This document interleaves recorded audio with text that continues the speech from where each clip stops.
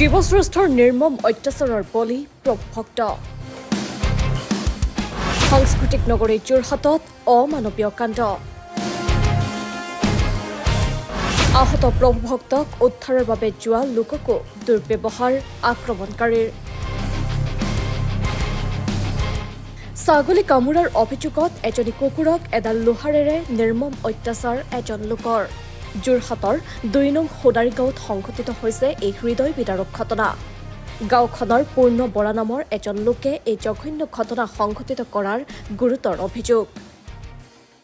মানে তেনেকৈ হেৰি কৰে তাৰপিছত যিহেতু খবৰটো পালোঁ মই লগালগ আহিলোঁ তাৰপিছত আহি পেলাই সুধিলোঁ চবকে যে কোনে মাৰিছে কেনেকৈ কি হৈছে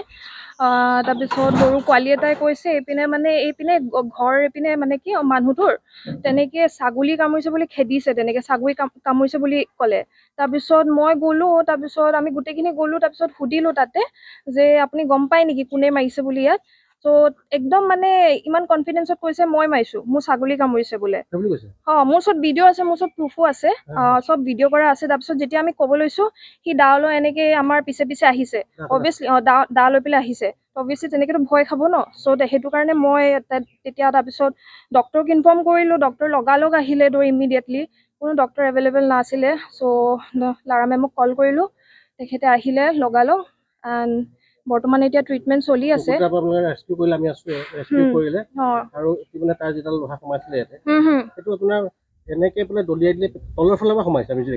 মানে পেটটোৰ যিটো কেনেকৈ এতিয়া বৰ্তমান যিটো ওলাই আছে ন ইমানটোমান আই থিংক তাৰ পেটত সোমায়ে আছে চ' সেইটো কষ্ট হৈছে এতিয়ালৈকে ওলাব পৰা নাই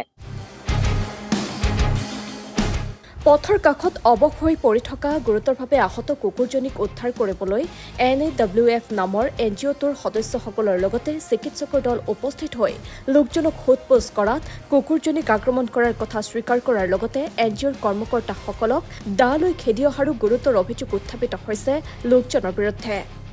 তেওঁক আক্ৰমণ কৰিবলৈ তেওঁকতো কামুৰিবলৈ বোলে গাত জাপ মাৰি উঠিছিলে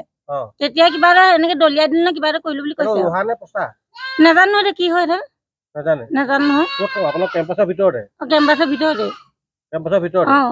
ছাগলীজনী কামুৰিলে তাৰপিছত আপোনাৰ মানুহজনক খেদি গৈছিলে তাৰপিছত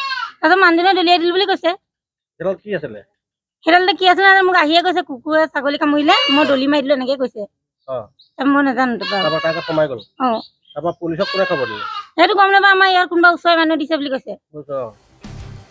সমগ্ৰ ঘটনা সন্দৰ্ভত লোকজনৰ পত্নীক প্ৰশ্ন কৰাত বিভিন্ন চালেবেৰে কোবোৱা কথাৰে উত্তৰ দিয়ে আক্ৰমণকাৰী পূৰ্ণ বৰাৰ পত্নীয়ে